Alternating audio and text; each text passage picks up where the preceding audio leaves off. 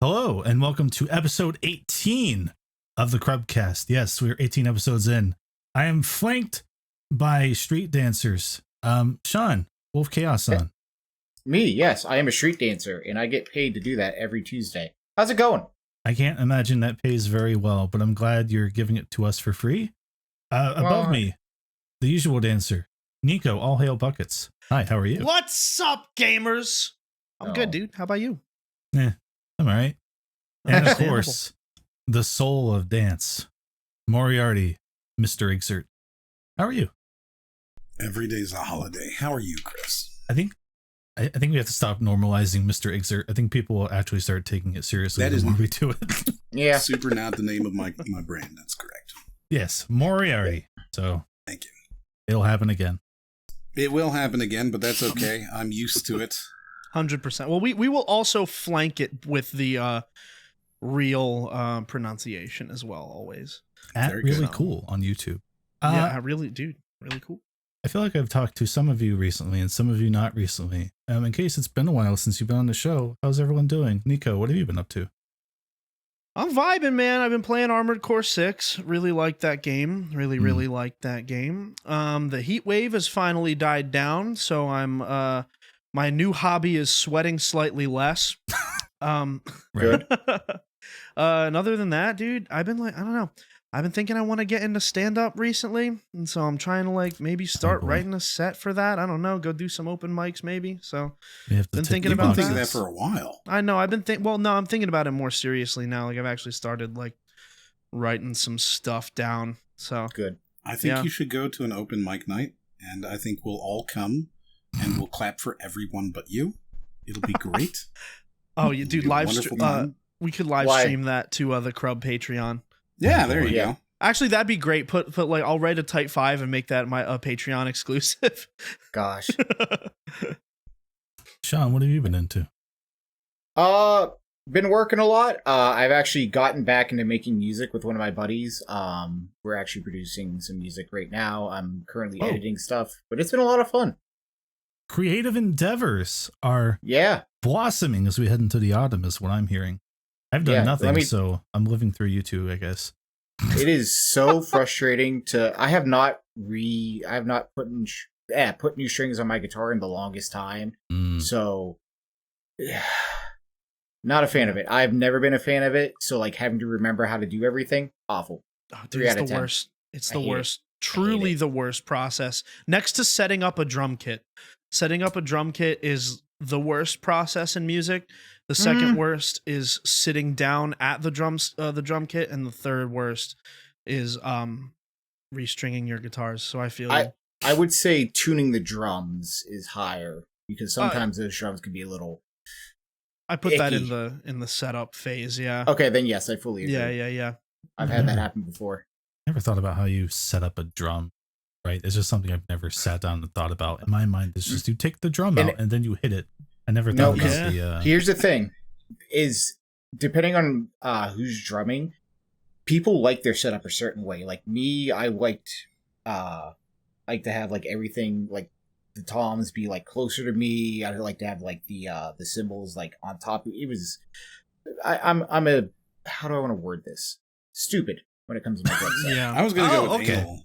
Yeah. No, me too. Yeah. Honestly, I'm also kind of stupid when it comes to the drum set because I have my snare, and then I'll have my like middle tom and my very high tom, and then the low toms, and so that's I like that just for phrasing, like musical phrasing ideas, because I play a pretty melodic game on the drums. You know, it's it's pretty cool. You ask me, pretty cool. Hey, it's kind of cool. Kind of Cool, dude. All right. Well, Moriarty, Moriarty, what have you been up to? Yeah, Moriarty. I figure you've been in video production hell, maybe, but you been doing anything aside from that? I've been in video production hell. Yeah. Okay. I'm working on a 12-hour long video that maybe I might be able to become like cut down to 11 and a half hours. I don't know yet. I have finally got 2 out of the 5 stages 100%ed. Coming along. I hope it'll be out in the next 2 weeks. If I can just kind of get it all finished. It's been a project that's taken me 9 months. I have been working on this since December. This video could have a baby. Yeah, right? Like, legitimately, it's insane. And I'm really excited to get it down, like, done and out and done and done. Also, Baldur's Gate, of course. Great game. Yes. Of course, dude. Of course. Mm-hmm. So yeah, I guess the idea is the last 2 episodes of the show have been pretty structured, weird things, right? We had the Steam review guest game. We made a cryptid last week. That was fun.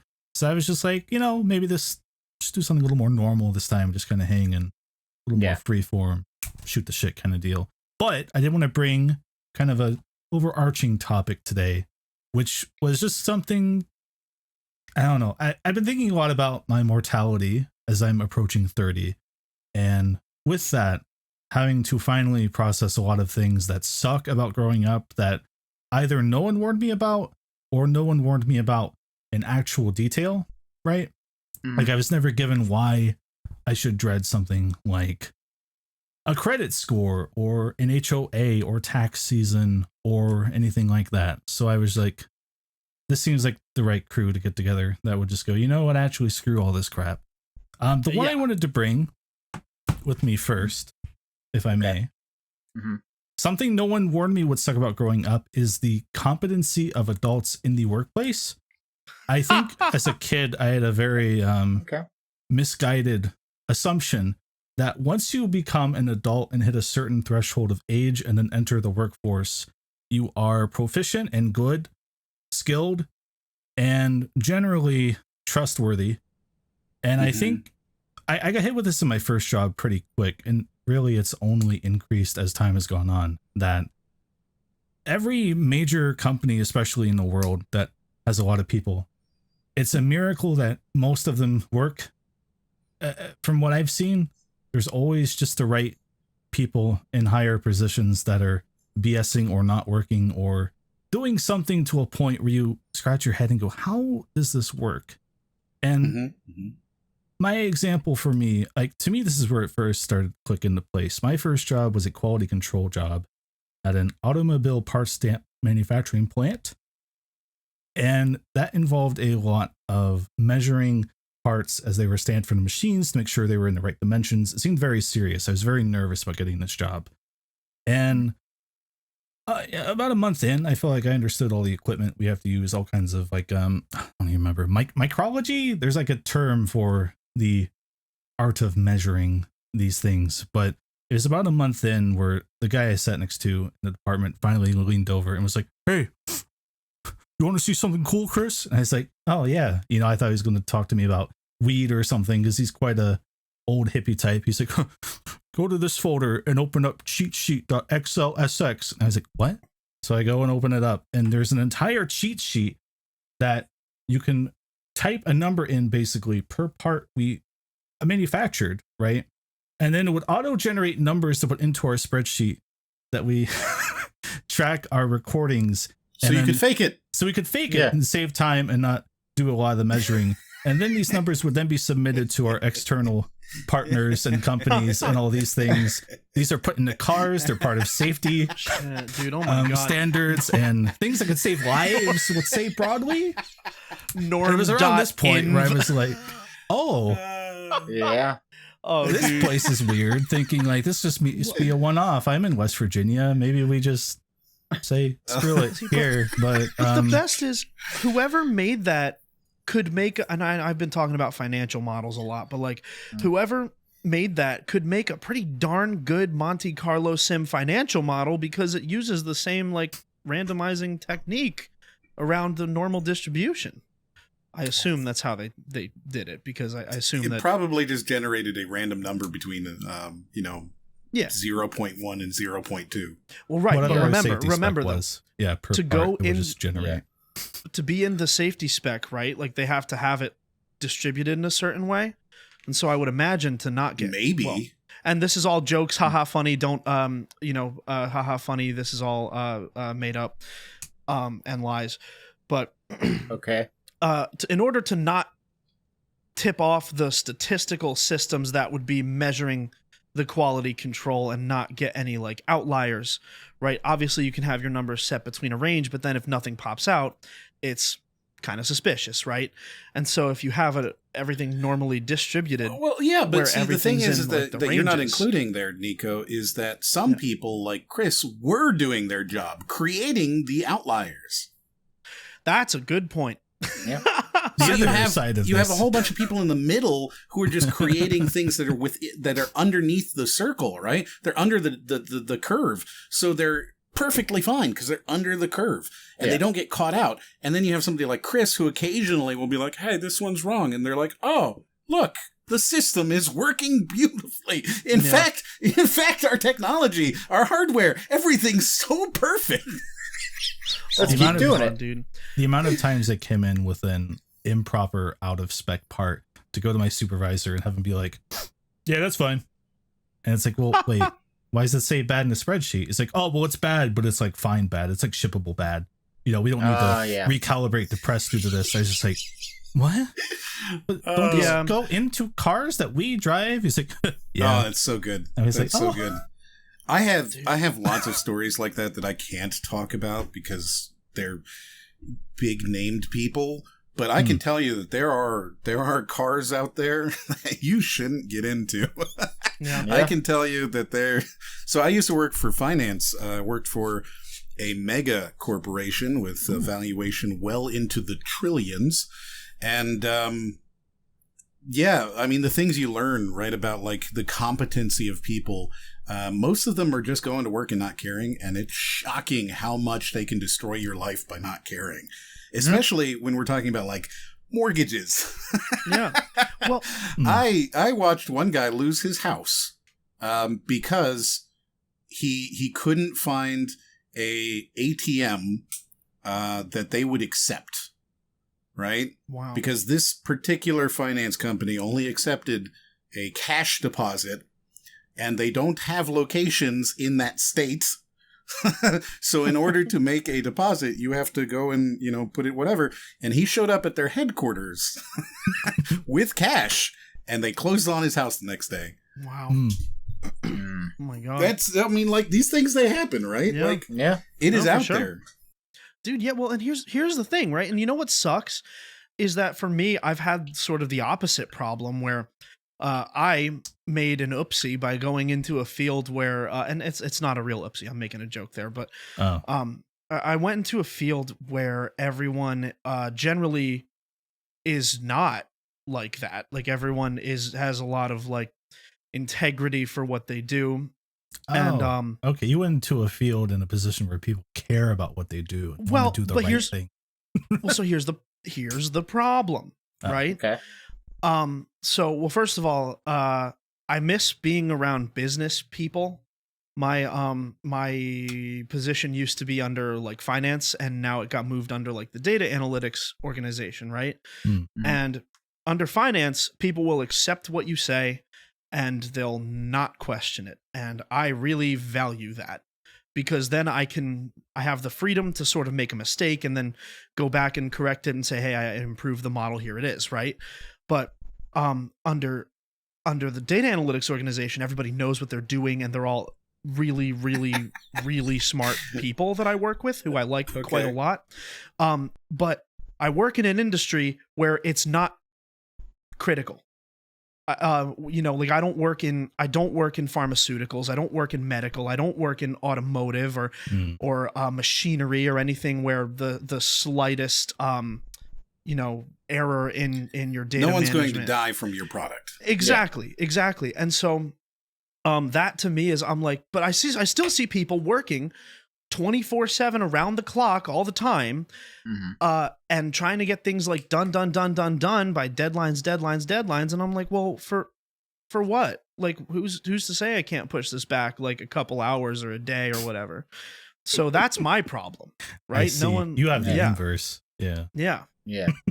Everyone's too good at their job near Nicco. Right.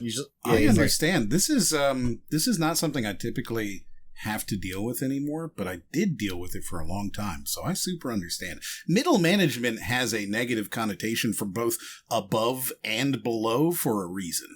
Yeah. Man.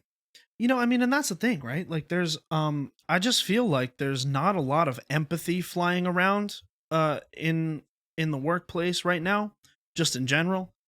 And I feel like, maybe to a certain point, Chris, the example that you gave is more empathetic to the workers because it's like it's giving you your time back, but less empathetic to maybe the consumer, where it's like, okay, yeah, we can ship it with this, and it would cost the company less to replace this one thing than it would to recalibrate the presses for everything subsequent that comes out. Well, that calculation happens with everything, right? Like every car that goes out, they look at the number of deaths that will occur and determine whether or not it's cheaper to fix it or to pay out for. Yeah. That was a huge death. thing. So that happens. Like Toyota and I think Ford had one with the Pinto. But then Toyota had two of them. Toyota had two. The Toyota one, pedal. Just to clarify, because I think it's really fucking funny. Yeah. It did not, in fact, have any gas panels get stuck. Not a single one. Mm-hmm. People would freak out, primarily older people would freak out, primarily in states like Florida. They would freak out, and they would go to slam on the brake, but the gas and the brake pedals are slightly to the left in a Prius. So it would slam on the brake and slam down on the gas and go, "Why isn't it stopping?" And then slam into a wall somewhere. And that's really funny. I mean, that feels like that feels like a bad design choice, right? Like to make it where it's like, oh, thousands of people have force of habit by putting their feet in this spot. Let's move it. Yes. Yeah. No, that's exactly what it was. And they were, I forget, trying to make it more equal or even or less stress or something like that. It's one of those things that reminds me. So, The U.S. military at one point, they went through this huge standardization process where they started averaging everything in order to make it so that planes would be cheaper to create because they're, $1 billion to make a plane. It's absolutely insane how expensive a military jet is. And so they wanted to lower the cost of the cockpits by some amount. And they went through this huge process and they averaged every single pilot. Right? And they got every single pilot in the entire armed forces, and they built a cockpit that was perfectly designed for this average person. And they saw that the number of crashes went up by some significant percentage of multiple of 10, right? So it went up like by 10 or by 100 or by 1,000. It went up by some multiple of 10. Oh. It was an insane number of accidents. Planes are crashing, falling out of the sky, and they're asking the pilots what's happening. And they're like, I don't know. I'm doing everything right, but everything's wrong. And I go and I click something and it's the wrong button. So what had happened is, I think this is one of those things that like once you kind of internalize it, it really does change how you look at things.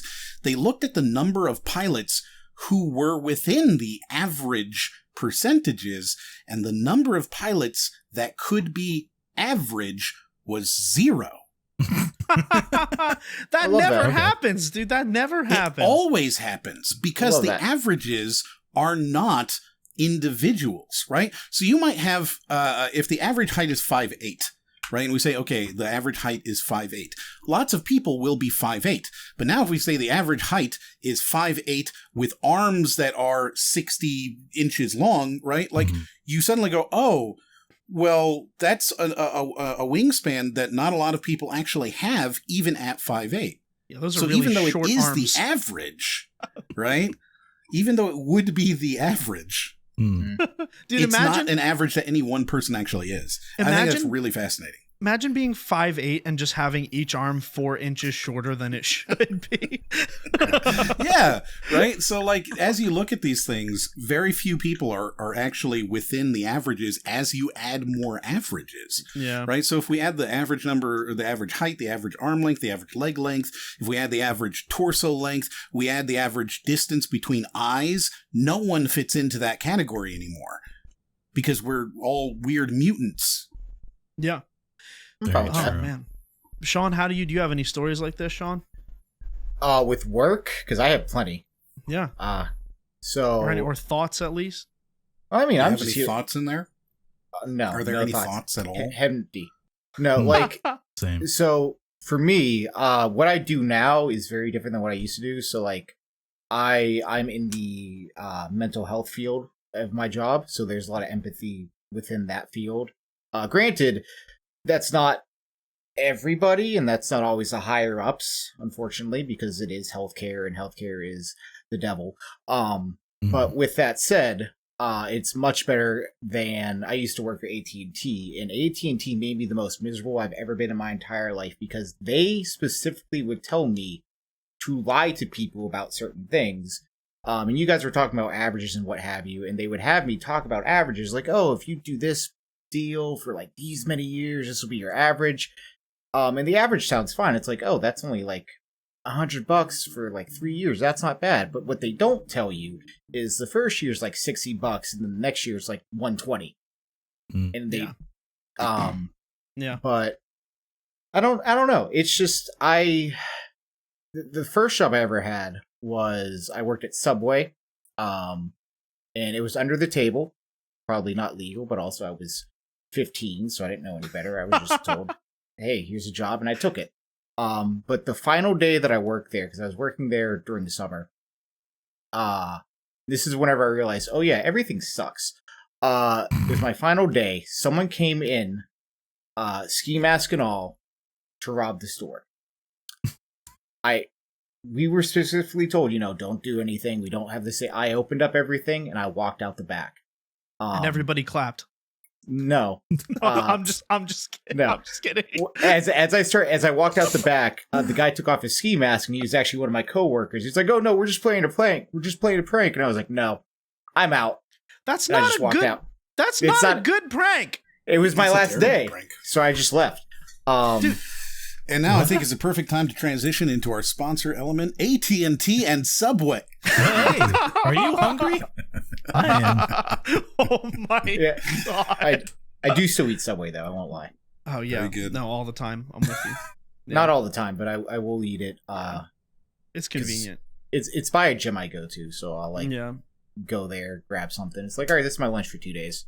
Dude, I don't know that I would consider that to be like mildly upset though, right? Like, here's something we didn't know would suck when we got older. Just everybody being robbed by my coworkers is a prank. Robbed. Yeah. Well, no. So actually, that would suck. Well, here's my thing. Right, here's something that actually I'm going to flip reverse this and say I did realize it would suck is pranks because I was never on board when I was a child. I hated the concept of punked. Because I was like, well, you're leading somebody to believe something and putting them into a situation where it might be understandable that they're going to be their worst selves. What do you expect from Zach Braff when you're keying his Porsche or whatever, right? Would you feel better knowing that that's almost certainly all faked? Actually, yes, I would. Yeah, I can almost guarantee you that everything they did on Punked was faked. I don't think Punked was, but I think a lot of the ones after are faked. I mean, not like Scare Tactics, I think is real. And most of them are fake just because of liability, right? Yeah. Just liability alone. How can you go into Justin Timberlake's house and take his stuff? Yeah, but right? Because if he calls the police, you go to jail. Right. The better stand-in for this may be all the social media pranks and those FouseyTube and stuff like that, saying. Right? They fake a lot of it too. And the those real are ones are the ones where they get guns pulled on them. Yeah. So that's, Impractical Jokers, I think, is real, but those are not really pranks. They're they're not pranking. Other. They're just sending out their own friends, they're pranking themselves, right? Which is totally different. And I think that's maybe why that one's hard. I don't know. I never really. I agree. I was never really big on pranks. I like say Jackass and that type of thing, but that was same sort of thing though. They're doing it to themselves, right? Yeah, and that's why I like you're jumping into a bush. Not always, because sometimes they would involve the population by running down just in your underwear by being chased by a monkey with an airsoft gun getting shot at. That's just still you right in public. Yeah. Right. And it's that's it's just no different people, than a TikToker dancing in a mall. You know? That's just the funny part then is people reacting to it and not messing up people's day. But I digress. Another thing that I didn't realize would be this hard growing up is time management. Ooh. Where you guys are all going so very serious today. I've got my list of things, and they're all we need just to close. ridiculous. We need to close on the best ones, right? We got to I see. because got to get that retention, baby. And speaking of retention, Chris, you want to do the plug? Why did Thanks. I had a good one set up. I was just waiting for a good moment. I guess now's the one. Sorry. Something that no one told me would suck about growing older was all the constant plugs and everything you consume ever. But if you're new here, you should subscribe to our YouTube channel at Crub Official. It's a weird inflex crossroads point because we usually stream these live on twitch.tv/Crub_official, but we might be moving over to YouTube to stream the show every Tuesday at 7 p.m. Eastern. So just go follow both just to be safe. We're a little spontaneous. If you want an audio version, go to crub.org. If you'd like to support us, because you just can't get enough of us talking about deathly, morbid, mortality-inducing topics, you can go to patreon.com/Crub. For more existentialism. For more existentialism, such as Nicco and Justin talking about all 3 seasons of Ted Lasso, an Apple TV product. For $5 a month for a limited time, you can get in at the founder tier. You get our show early. You can get stream archives, exclusive content like that. We're playing every Mario Party board ever, overtime. A lot of good stuff there. Did I hit everything? I think that's everything. Okay. I'm showing everybody music. I'm introducing music to our non-music friends on the Patreon. So Yes. go watch that. Yeah, do that. Fun. Make it happen. Yeah, One more thing I will it's throw in out. progress. We do more than just the podcast, I should say, because we're getting into big video game release season. So over on our YouTube, you will find audio discussions of games like Starfield, the Pokemon Scarlet Violet DLC that's coming out in 2 hours as of 2 recording. hours? Spider-Man 2, Sonic Superstars. So even if you're just an audio listener, come check out the YouTube now and then. We'll have some other stuff for you to listen to. Nicco. God, I did not realize that there was anything Pokemon coming out. I have a group chat that's going to be lighting up in a little while. You should mute that as soon as you can, because it's about to I am gonna mute it immediately after we're done here. But Oh, you should do it before, actually. well, I would, but we're on a podcast, dude. I'm not gonna. What do you think? I'm gonna take out my phone, start texting on a podcast? Who would do such a thing? Hold on, let me put my phone down. You just turn it off. You just put it on do not disturb. That's all you do. You don't have to text anybody. What do you mean? Yeah, but it involves a lot of like looking. Ready? I'll do it right now. I'll do it without even looking. Right. Well, maybe you're the superior. Maybe you're genetically superior to me, Sean. Maybe your neuroplasticity is more. Sean has one eye under his chin that he can look at his phone with. Yeah, that's why I have like a beard right now. Yeah. But anyway, so time management, dude. Sean said something about going to a gym, and I was like, man, like I miss lifting, I miss working out, but like there's no time in the day. Like I get, I work a 9 to 5 job, right? And sometimes that extends to like 9 to 5:30 or 9 to 6 even. And like by the time I get home, I'm exhausted. And then I don't want to go to a gym where there's a bunch of people who are on the same schedule. And then I have to wait 2 hours for a machine. And it's like, it's hard to justify going to seeing a movie like Oppenheimer where it's 3 hours. And so even then it's hard to justify going to a gym for 3 hours when you can do an hour and a half workout, ostensibly when the gym is empty. And then I don't want to wake up early in the morning at like 5 in the morning to go and work out before work and then come back and shower, and then be sore all day. And it's a whole thing, dude. Time management. And on top of that, as you get older, I found that your network grows as well, your network of friends and even for me, like, we found some new family members recently, and it's like a whole thing, right? Like it's they were just uncovered off some shore somewhere. It's like, my God. Yeah. Him. There was a guy we thought was dead. Oh, that's good. But we found him. Okay. And by found him, I mean he never like went anywhere. We just hadn't heard from him in a while. Yeah, he's probably dead. But yeah, no, I get your point though, because like that first job I mentioned, especially, right? It got to a point where I was working 12 hours a day, 6 days a week, sometimes for stretches, right? Mm-hmm. And I would wake up, I would eat, I would go to work, I would come home, decompress for like an hour, maybe fall asleep and do it again. And I got so depressed at that job. I was like, is this what this is? No one warned me about this. But like to your point, right? Exactly. Like if you're working 9 to 5, you look at your evening. It's like, all right, I got to worry about dinner. I got to worry about catching up with the people in my life. Am I going to watch Christopher Nolan's Oppenheimer and take up 3 of the 5 hours for getting there and back just to watch him have sex 3 times? Maybe I forget what the count is in that movie, but it's 3. Yeah, time management. I'm just guessing. Oh, 1 for each hour, obviously. Yeah, like you get that's kind of what I alluded to at the beginning, right? Like you're not told in detail some of these things. Because my parents at least would sometimes be like, you better enjoy being a kid and having like your whole summer available while you have it. But they never gave me like a breakdown of like, all right, well, when you get into a job though, here's what your days are going to start to look like for me to process that and be like, I need to appreciate this. Yeah. And some things you just never appreciate while you have them, of course, but.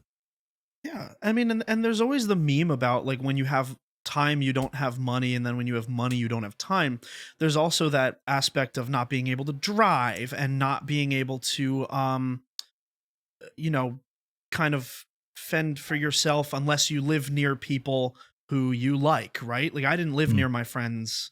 I didn't live within walking distance of my friends. And so like I had to have a parent like drive me to my friend's house or whatever, right? And it was just like, there's that. But now I can get to my friend's house just fine. But everyone's working. Everyone's busy. No emotional bandwidth. Sean, what are your thoughts on this? I mean, how do I want to go about this? So for me, I have ADHD. So time management is awful for me. It's always been awful for me ever since I was like even little. I think about, okay, I need to do this. I need to do this at a certain time. And then I get engrossed in something else because I try to not allow myself to just focus on one thing, because if I hyper focus on it, I'll just be sitting in my chair waiting for it to be time for me to do that thing and just wasting like 2 hours just sitting down. So time management has always been an issue for me, even like as a kid. And then, talk about networking and stuff, finding time to do things. I just don't sleep. I don't care. Like, whatever. My thing was whenever you brought up, what are things that like no one told you would suck, and my parents told me everything that would suck. They're like, everything. They did not hold anything back. They told me about taxes. I learned like formulas for taxes when I was in like 9th grade.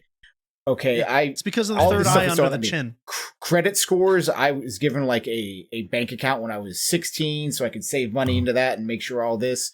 I still have not touched my savings in that. I don't know. There's so much stuff that like I was told would suck, and also I just never really got along with a lot of authority figures back in the day. Like mall cops were not. Obviously, when you're 16, that's all you're really dealing with.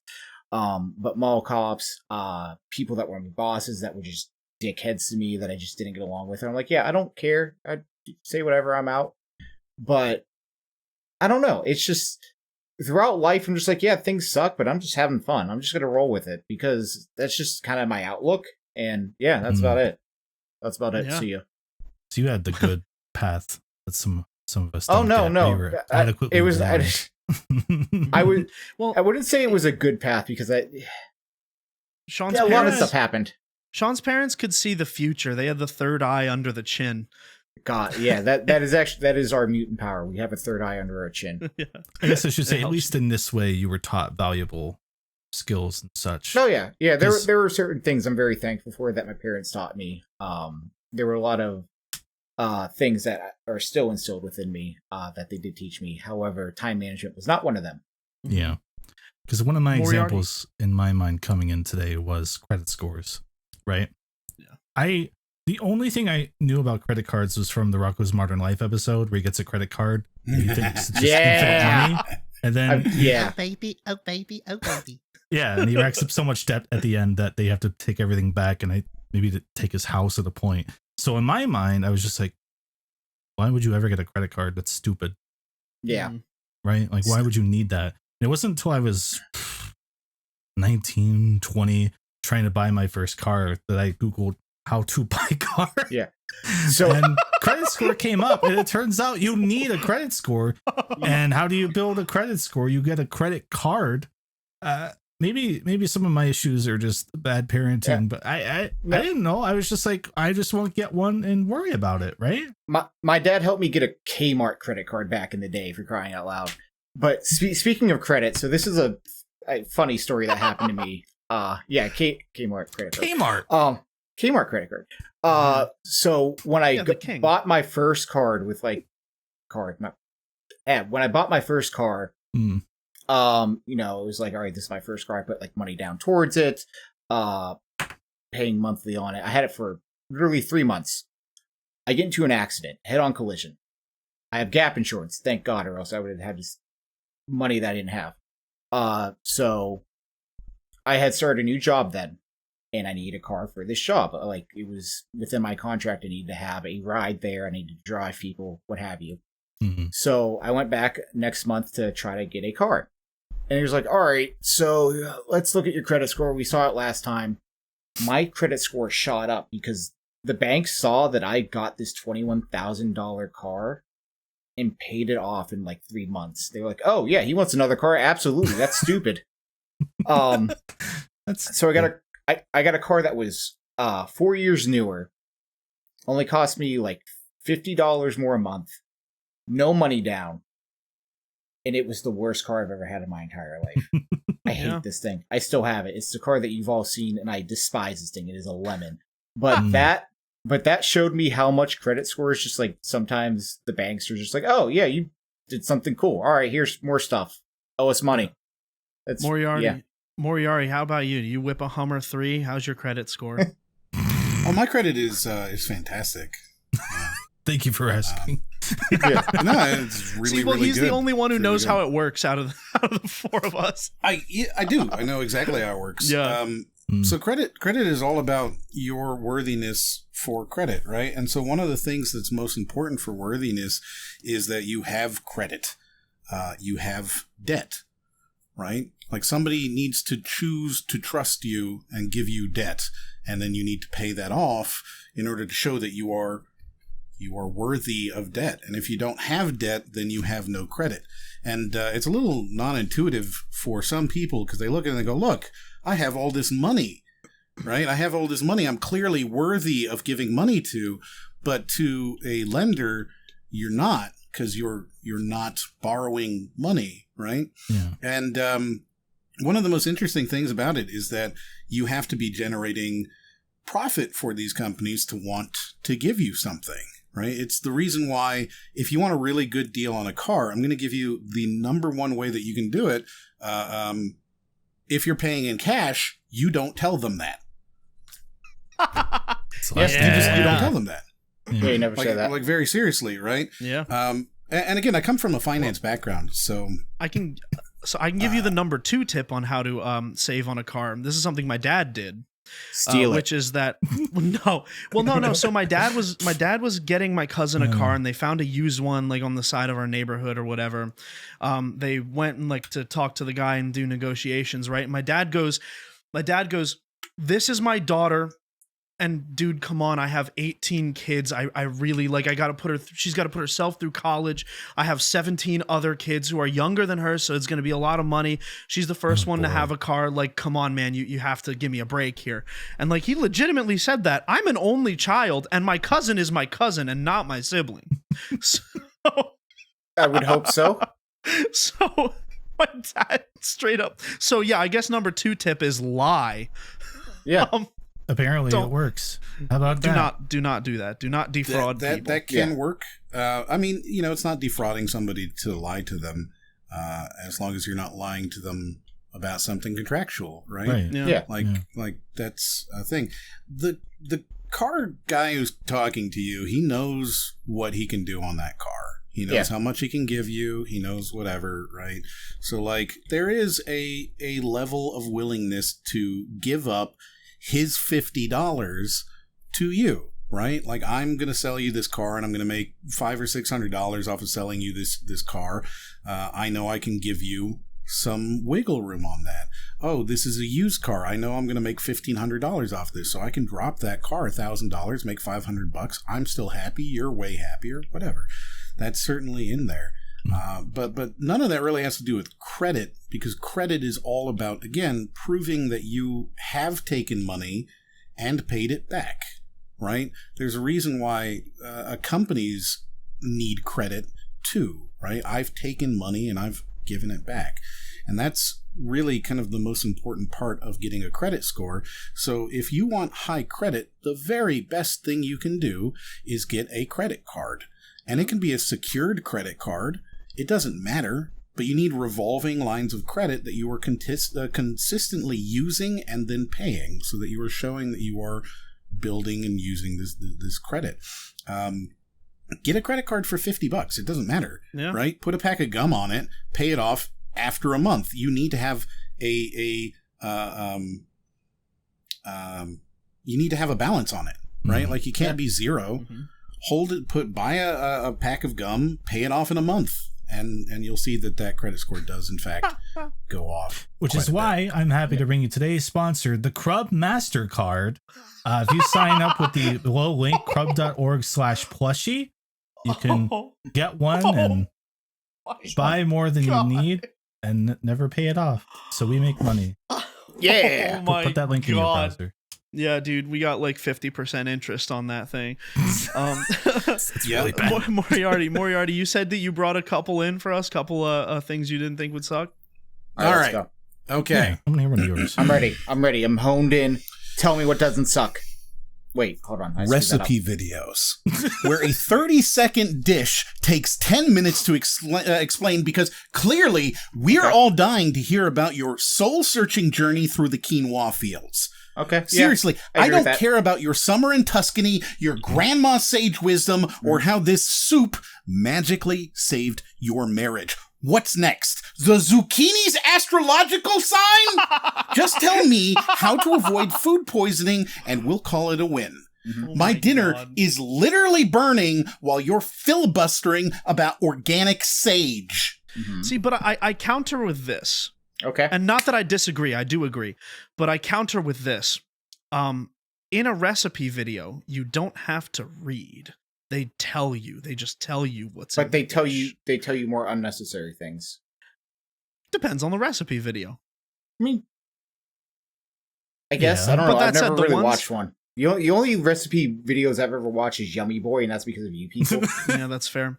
I watch a lot of cooking YouTube, ironically, but not the ones that Moriarty's talking about. I know what you're talking about, and I agree strongly. They're terrible. Like, nobody explained to me that trying to just figure out how to make a thing of croque madame is going to suck. Nobody explained this to me. Nobody's going to explain that when I want to make a nice thing of choux, guess what it's going to be? I'm going to be looking at it going, wait, why am I learning about your stupid experience when you were 17 and the boy whose love you lost? Hold the frig up. That sounds great.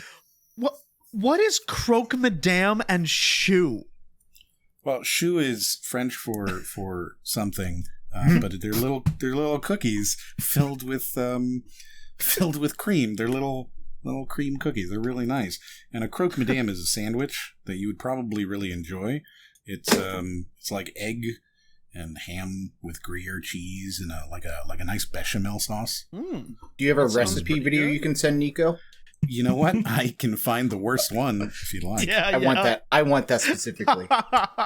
I shouldn't be surprised that recipe videos exist. I've just always Googled the text versions that do the same thing, but it's a lot easier to scroll down through it. So I've never sat and thought and they're about still awful. Even scrolling down, the first 35 pages of it is about when I was a young girl, I went and I don't care. Yeah, no, that's the stuff popping up in there. Yeah, but that's the stuff that I don't like, is when there's like a ton of ads and stuff on like the web page, and then I have to like scroll through and like try and parse what information is important. Whereas if I watch people who I trust to not do that, which they don't, I can see what the food should look like as the process goes on, And so it's not just me like guessing, like, is this lamb done? Is it cooked? I can't tell. I can't tell because I forgot to buy a meat thermometer. That's true, by the way. I forgot to buy a meat thermometer. You should get one. They're like $1. Yeah. I'm actually disappointed in you right now. But I need a good one. I need a good one because the ones that I've had in the past didn't come up to temp. My favorite meat thermometer is the Meter. Yeah. It's MEATER. This is really good. It connects to your phone, and you can put in exactly how you want it cooked, and it'll set off an alarm when it's done. Oh, see, that's awesome. The ones that I had like wouldn't come up to temp fast enough. Like by the time I would stick them in, the steak would go from medium rare to medium well, and I'm like, bro, like you're supposed to give me that reading. Like, come on, like it's not like I hate when it goes up. When it's at room temperature, you stick it into like I'm cooking a steak in this example, and then it takes like it goes like 69, like 75, 76, 77. I'm like, take your all day. We have all day to cook this steak. Yeah. You've had a lot of adventures. I would extend it perhaps to all tutorials, right? Like all tutorials that include too much bullshit where it's like, look, I just want to know how I take this door handle off. I don't need a 35-minute long video about the history of door handles. I just need to take this door handle off. Why the fuck? Why? What do you mean you don't love going onto YouTube and looking up how to beat this boss? You get, hey, what's up, everybody? Welcome to an exciting episode of X Gamer X, where we're going to look into how to defeat this boss. First of all, don't forget to like and subscribe, and also we have merch in the comments. It's real. You're going to get us content ID'd for this. Too real. Yeah, actually. I've had the other thing. Listen. I'm going to be the one content IDing us. All right, it's my stuff. Well, the thing that goes hand in hand with this, to just tag on to shitty tutorial videos and things like that, are when there are too many models of a certain type of thing and you need one specific model, like a dishwasher, for example. Okay, I need to change the filter on my dishwasher, right? Okay. I look up like GE dishwasher, right? And then there's like 5 billion GE dishwashers. You can't tell which one you have because you didn't buy it. And then they keep giving you like 5 to 8 videos of the wrong thing or articles of the wrong thing because there have been so many GE dishwashers, and instead of standardizing something, they didn't. Chris, you were going to say a bunch of stuff earlier and you got cut off a lot. So what were you going to say? A whole bunch of stuff. Get ready. This is going to be very worth it. I've had all of these problems. You were going to say a bunch of stuff. I've had all of these problems rolled together into one, broken down with my car a few separate times over the years, right? Whatever issue is happening is happening. I have the model thing where I will find mostly videos about the year range outside of mine, and then something is ostensibly different to where I can't exactly match it, right? And then when I do find the model and make, I come from like the gaming scene where all this tutorial stuff, I'm just kind of like, yeah, of course XX Gamer 2374 is going to do whatever and tell me about all those other tutorials that I don't need right now. But the car people do this too, and it's so weird, and their audio is bad, and God bless them, they're in there with their phone trying to record the part in the engine. You gotta see it's right behind this thing that you can't see right now, but it's right there. And it's just out of like focus on something else. I'm like, what do I need to hit? And they're always recording in like a warehouse. It's always in 480p. It's always in 480p. Yeah. Mm-hmm. Yes. And they'll be like this screw right here. And there'll be like 3 screws next to each other, but you can't see because it's one pixel. And then you cut after it. It's like, thanks for watching, guys. We got that one cleaned up. It's like, you didn't show the thing. What do you mean, John's Mechanic Life? Yes. What are we doing? Do you see? I told you, these are the things you'll agree with me on. I knew you would agree. I'm going to give you another one. Okay. This is universal. This is a universal other one. We all experience it. And we all hate them. Okay. Parking is vehicular warfare, a zero-sum game where the enemy is everyone else with a steering wheel. You get you see a free spot, you speed towards it, you think you've won life's lottery, only to find a motorcycle there, lounging like a troll under a bridge, snickering at your life choices. It's as if that spot was set up as a trap, a real-life clickbait headline that promises enlightenment enlightenment, but delivers you right back into the seventh circle of hell. If Dante were alive, he would pen an extra inferno just for parking lots. Dude, well, see, here's the thing. I find that parking is a lot like most businesses in that older models don't leave, but the newer models keep getting pumped out and keep joining, so there's nowhere for them to go. There's nowhere for all of these cars to go, dude. There's because the earth isn't increasing in size, and yet we're still manufacturing more cars and not scrapping enough of them, if that makes sense.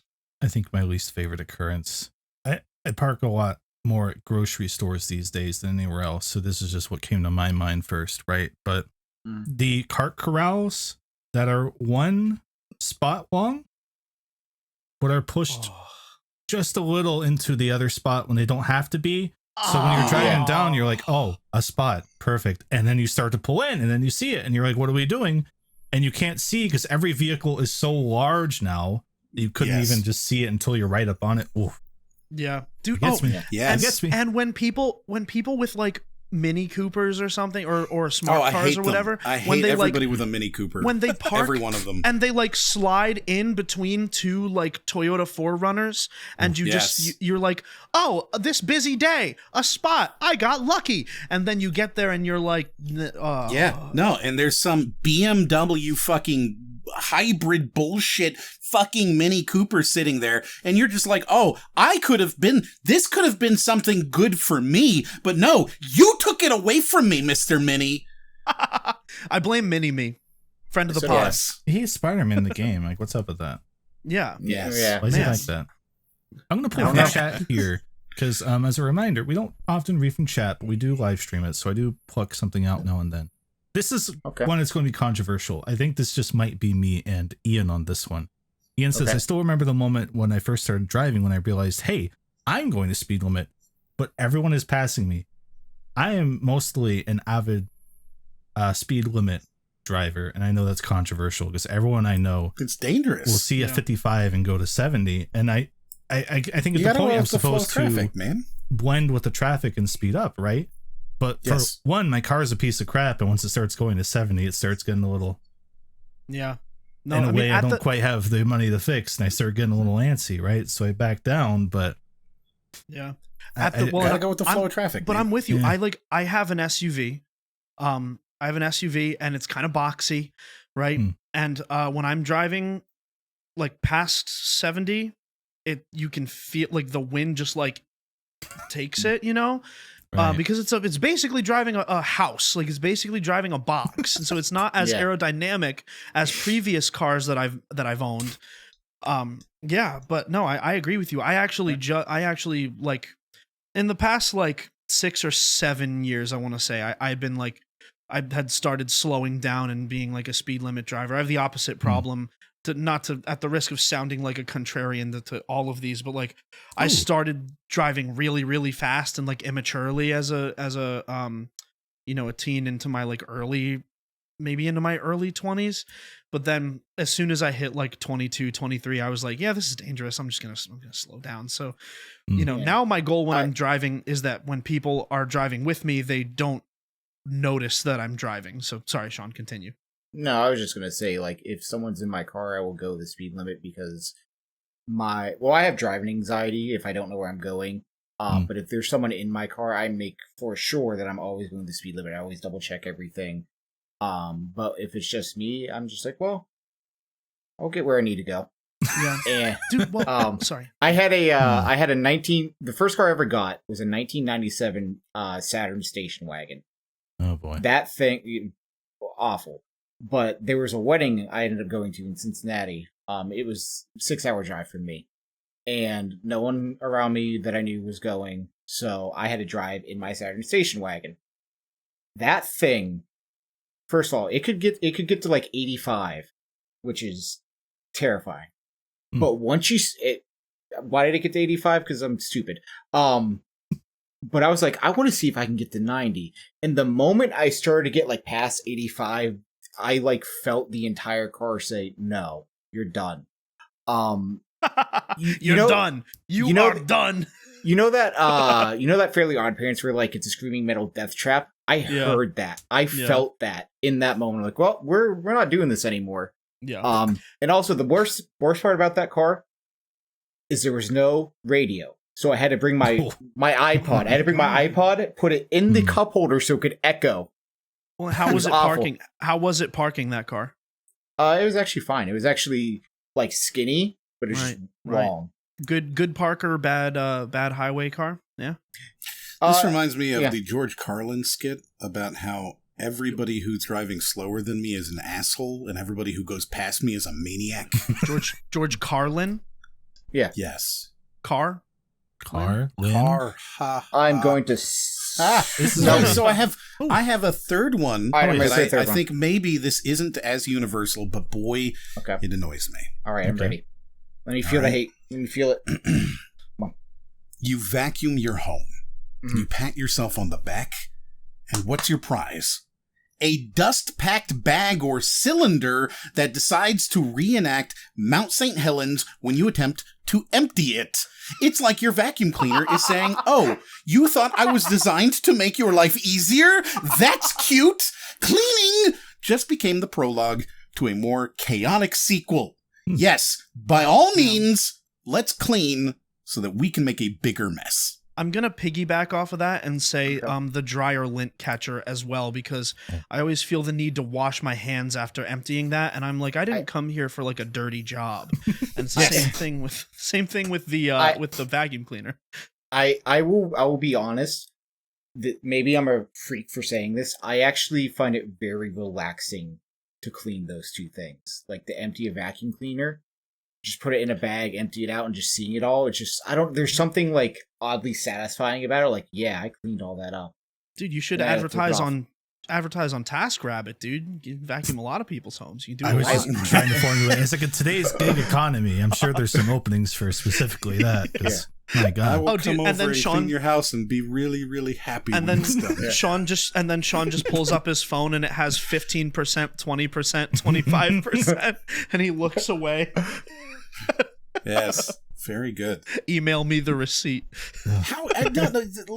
Why haven't we figured out? I have a pretty nice vacuum where like you pull out the big cylinder, you press the bottom and it pops off, right? And so like you can do a thing where you can keep it at least away, but it doesn't matter. Dust is going to start flying into the air. You're going to see little dust molecules coming out of your trash can. Unless I wanted to do it outside, I'm supposed to just wander outside with a vacuum. This makes no sense. I also have a little automated vacuum, right? Because like I like my house to be as clean as possible, so it goes off once a day and it just kind of keeps up with things and makes it so I don't miss the corners, right? And it just does its little thing, and I call it Little Piggy because I think that's hilarious. And I can say, Alexa, start Little Piggy, and it'll be like me, and it'll come out and it'll just do its thing, right? And it'll clean up all the things, and it's wonderful for that. But you still have to like grab this stupid little box out of it and deal with cleaning this tiny little box that doesn't actually get clean, and you have to replace the fill. I hate it. I always wondered why they never had incinerators in vacuums.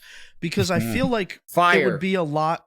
Well, no, but if they have it like in like like think about making like a bomb calorimeter in chemistry class, right? Like where it's kind of a contained explosion, right? Like in the canister that's designed to do it, right? If we incinerated the dust, it would simply like emptying ash would take up less volume than emptying dust, which is mostly air. What if you accidentally get a battery? What if you accidentally like sweep up a battery? Why would you do that? Just don't. Or what if you can't see it? What if you actually just don't? Just don't. I don't get it. Then it goes in the incinerator. Who leaves batteries on the floor, Sean? I don't know. Kids. Well, who has any of those in this economy, kids? No way. I'm just saying. You're putting an incinerator inside of a vacuum whenever you're vacuuming stuff. Something's gonna catch on fire. It's just gonna happen. I'm just saying that I'm gonna call the least responsible businessman I know, Elon Musk, and he's gonna finance this. Oh, I was kind of hoping you would call me. Like, you're just like, I'm going to call the least responsible. And then my phone the least responsible businessman I know, the owners of Subway and AT&T. It's just like, speaking of which, next to our sponsors, AT&T and Subway. I I like Subway. I hate AT&T, but that's anyway. Man. Oh man, dude. But yeah, no, Em, I agree with you vehemently about emptying the well, and actually that's the other thing is just chores that you have to do in perpetuity, right? Like sometimes and now I'm still in renting culture, right? I've not purchased a house or a home yet. And it's the type of thing where no matter where you live, if you're renting, there's always going to be a weird smell somewhere sometimes, and it's inconsistent, and you don't know where it comes from, and no matter how many times you change your dishwasher filter, that was a real life example, or no matter how many candles you light or how many times you scrub your fridge or bleach your bathroom or whatever, there's always going to be some type of like a weird smell, and I have to light candles all the time, and it was my last place and the place before, every place. It's always a different smell. It's always a different spot. You never know where it's coming from. You never know what it is. Discuss. And now back to you in the studio. Well, Chris, see, here's what Moriarty. probably happened for you, Nicco, is that at some point there was a mouse or a rat, and it was given poison, and then it crawled into your walls and died. Classic. That sounds plausible. Plausible for That sure. happened. That's like one of the number one reasons why people say their houses smell is they've tried to kill a rat. Mm-hmm. Well, I've never tried. It just probably just happened. You've succeeded, right? We thought, so you succeeded in you've done killing it. the rat. Yeah, you've Dude, done it. I'm like the opposite of the Pied Piper. Mm-hmm. Where I just Go like, on. well, the Pied Piper leads rats to rags and riches, right? But like, So your dope beats lead them into your place. yeah. Right, my- they come in fire. there like, yeah, To and then fire they just and get, brimstone. and then they get swept up into the incinerator vacuum, And you frost their tips. Yeah. Yeah, and with their their tips get batteries. frosted, and they start wearing jewelry and everything, and they just down a bad road. That's just Biggie Cheese, or what's his name? It's Oh, Biggie Biggie Cheese. Cheese. Biggie Cheese, you say. My favorite of them all. Don't get me started on Biggie Cheese right now, please. Chris, you got some juicy Biggie Cheese lore for us? I don't have to wait for another day. I'll Yeah, run that- with that you. is- Yeah. On Maybe the on the renting. Patreon. Yeah. Okay. On the renting situation. Not one I've personally had to deal with, but many people I know have had to deal with. When something breaks, again, you just don't get warned about this kind of thing generally, right? But when something breaks and you have to talk to the landlord or the owner to say, hey, there's a hole in my roof. Please help. Mhm. And they go, how bad is it? And they come look and they determine that it doesn't need fixed. It's fine. Mm. Actually, it's Yeah. okay enough for the hole in the Yep. roof to be there. Because that is happening to my partner at their place. And I'm just like, how do you not just fix the hole in the roof? Like, Yeah. even if you don't like the tenant or something, how do you then sell that to the next person if they move out, right? It's like, oh, well, we determined it's fine enough. It's like, you can't Yeah. fix it yourself, right? You shouldn't have to either way. So I'm just like, what? Yeah. Well, and then it sucks because you could break your lease if you have a third party come in and do it. Right. You know what I So- mean? And it's Who Yeah. wins other than the person leasing it? So, The landlord. I guess. nobody. The landlord Before for we 2 go more on- years.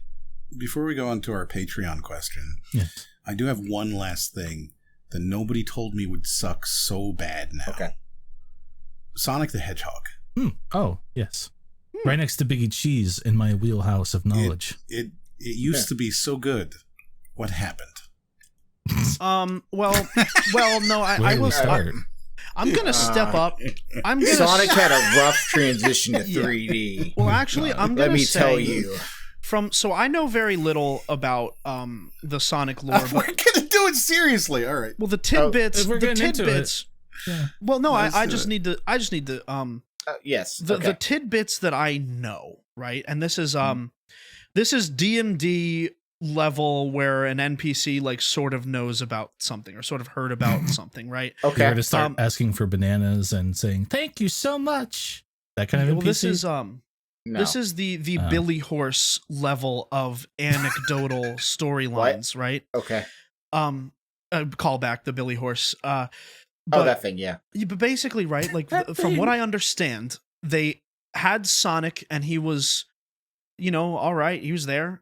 He was a competitor to Mario, a direct answer to Mario, and then they He was like their gave- third direct answer after what, Flicky and Alex Kidd. right, but then they gave Shadow a gun. And it was like, that's the point at Just immediately. They introduced Sonic and then they were like, Shadow, right, you got to right, and that to me seems like they skipped a very crucial gradual ramp up to gun. Somebody needed a sword. Is that what you're suggesting? Well, Yeah, 'cause that maybe came some later. type of a. I mean, well, what are some? We'll start with maybe start with a club, a stick, even a bow staff, right? You start with a bow staff, right, and Sonic then move up to bonk like the caveman. start Sonic in the bonk! Sonic and Nico, I wanna know how Tomba, you- Sonic and Tomba. God, Nico, I want to know what you think about Jack and Daxter to Jack 2. Well, I feel like those games didn't need to exist. That's my take on that. Just in We general. already- Well, we already have enough. Fair. Like, so look, we got Spyro, right? Uh-huh. We got Crash Bandicoot. Uh-huh. I Very would good. argue you could get rid of Spyro. Well, no, but No. hear me out though. You can get rid of Jack and Daxter because we already have guy with ears and companion. You know, Oh, Ratchet and Clank. yes. Yeah, okay. but- all right. But Right. they're not the same at all. No, they're identical. Jack and Daxter and Ratchet and Clank. They're I'm the same going game. to- I mean, they might as both well. have They're both two Well, people no, in but them. my point is that you can Okay. get the like looting aspect of it from games like a Banjo-Kazooie or like the collectathon aspect of it, like Banjo-Kazooie and Okay. what was the other one I said? Spyro. And No, then we've already said Spyro doesn't exist. well, Yeah, it's gone. in this one it does because he's a purple dragon and he's not a guy with ears oh God, and a Do you little think- guy. Oh man, I have something for the post show now. Anyway, Because yeah, I'm not so- putting this on a recording. So Jack and fair. Daxter but I did do have not. a question. Jack and Daxter didn't need to Yeah. exist. No, I've never played it. This is all a joke. I promise. I need a Yeah, logo move- mock-up of guy with long ears and companion on the I Jack just- and Daxter box art. Guy Nico, with long Nico. ears and companion. Nico, I want you to know It's that so you- good. you This ca- should be our game. I- This is our game. If No. we as Crub make a game, we're gonna make guy with long ears ampersand companion. yeah, yeah. But Nico, I want you to know that I am internally screaming the moment you said loot game with Banjo-Kazooie. Just well, don't you bad. Don't you collect jiggies? That's like that's loot not. in a way, you know. Yeah, it's Isn't just that like like- it's just like Destiny 2. Yeah, But isn't that It's a looter shooter. congruent? There's shooter elements, right? Isn't that Yeah, congruent yeah, to okay. the eggs? And isn't that congruent to the eggs? in no, Jack the and eggs are Daxter? ammo. What? It's basically Okay, the well same then thing. then You're it is right, Ratchet and Nico. Clank. Then it So is it's a Ratchet and shooter. Clank in that case. Yeah, Oh my it's a God. shooter. Yeah. It's a looter Oh my shooter. God, Yeah. I'm going a to. shooter. Right. Yeah. Yeah. What's the so question? just- What's the Patreon Yeah, what- question? First What's the off- The Patreon Patreon question? question of the week First off, is Nico, we should do that Sonic episode you talked about before we started the podcast. I'll bring in my friend David, and we can do the efficacy of being a Sonic fan, and I will Yeah. give you everything you are needing. Our Oh, Patreon dude, question I'm of so the week. interested. You can submit yes, our Patreon question of the week. What is it? our Oh, Patreon that was question of the great. week, which you can submit by going to patreon.com/crub and going to the founder roll $5 a month. One of your perks is submitting a question. This week's comes from, in chat currently, Chef Kilo, who asks a simple but depthful question. Okay. Who would win the Crub Battle Royale? 8 of us jump out of a plane, land near the tomato patch. I don't remember Fortnite Yeah. places. Tomato Who would patch. win? Tomato patch. Mm-hmm. Discuss. Are we given weapons?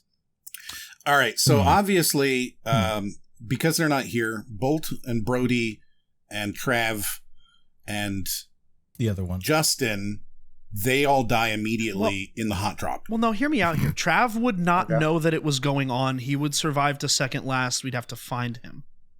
Oh, okay. He just happened that to be makes in the sense. ring closing the whole way. Right, Yeah. he's Sean- still in the plane Yeah. at the last second, so he gets knocked out being AFK, Yeah. right? And he just Right. lands. All right. Yeah, okay. Right. Okay. And Sean would show up on a 12-hour lag. Right. So Yeah. Sean's on I would the show up when map. it's already done. Yeah. So you would also Sean and Trav, it's between second to last for me. Just because of the time difference. Sean exists in a different time zone in life. Yeah, pretty and much. Trav exists on a different plane of mental state. Trav just is ascended. True. Okay. Yeah. So I think Kevin would be cunning. He would come down to number 3 only because he would, I think, trick people. into an alliance. Okay, so we have Kevin as number 3. Yeah. Okay, that's this is your list, right? Well, the number 4 technically, because it'd be my number 1, who I will list in a minute, followed by number 2, Trav, number 3, Sean, number 4, Kevin, number 5, is Chris, because you would have the smarts to team up with Kevin. And you would betray him, right? But you would take his friendship seriously when it was just a ruse this whole time. Understood. Yeah. You fell victim to one of the classic blunders. Followed by Brody would be eliminated second, because he's Brody, and he and I are. So he's in 7th place. Well, he and I are very similar. Yeah. From the heart rate. You've skipped 6th place. No, I didn't. That was Chris. Chris is in 5th place. Yeah. What? No. I didn't list number 1 yet. Keep track of your own list, Nicco. I didn't list so number 1 2 yet. is Trav, number 3 is Sean, number 4 is Kevin, number 5 is Chris, number 7 is Brody. Yeah, he's number Who 6. am I missing? Number 6 is We have number Jason. 6. Brody, and you're missing Justin. yourself. Right? No, Justin would come. Justin is 6. Justin, no, just swap Justin and Chris. Sorry, Chris. You guys would all be in the posse. You guys would all be in the posse with Kevin, and then in the style of Hunger Games Simulator, he would turn on both of you. Followed by Brody, and then followed by me. I would be the first eliminated immediately, no questions asked. I know who I am.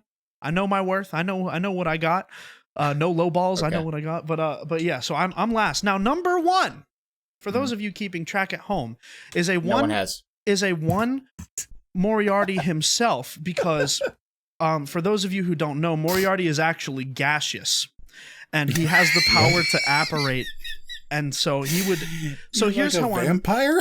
well. So no, you're a gas, right? You'd be able to just inhabit gas. Inhabit bodies, and he's also a changeling, a shapeshifter, and he descends from heaven in this in his entrance in this cinema that I've like created. A fair fight, I will say. In my head. Well, no. We all have equal access to weapons and resources and everything like that. So I can become a gaseous state. I can become a shapeshifter. No, Moriarty's gaseous. That's what I'm saying. I think he's got a bit of an advantage here. Yeah. Well, turn into a gaseous being yourself, right? You need to be a smoke monster like me. Yeah, right. And Sean's an amorphous smoke monster. Sean's third eye under his chin would also help him in this case as well. Yeah, because I can look down. Yeah, Chris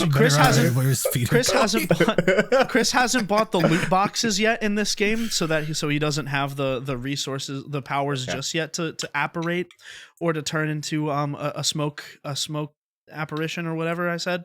I didn't buy the battle pass. I got you. Yeah, he didn't buy the battle pass. So Moriarty bought the battle pass, and he's. It sounds definitive to me. I think that's clearly the way it would go. Yeah. Anybody have anything else on that? Please, somebody say something. No, I think you laid it out pretty good. Yeah. I would kill you all. Oh, that's also true. That's also true. Sean has a power level that we have yet to see, we being the world. Because he's a lot like Shaggy in that he only uses 1 or 2% of it at any given time. But Sean, you're also too good of a guy. You want a fair fight. You want a fair fight. You wouldn't come in and use 100% of your power, because that's why I came in late. That would not only decimate you, your family, and everyone who's come before and after you, but it would also decimate the entire timeline of the world. So it's like a real Falcon punch. Yeah. Yeah. Did you know that Captain Falcon's a Christian? That's where he gets his power from God. Oh, is he in the Killers? Chevelle? Is he in the Killers? Oh, the Killers. They're not. Oh, they're Mormon. They're Mormon. But no, Hard Drive made a article that Captain Falcon gets his powers not from anything else outside of just being a big time Christian. That's it. Chris had to. Moriarty is encompassing Chris. Do you see? I've become a gaseous being. Thank you, Chef Kilo, for the question. Thank you, everyone, for listening this week.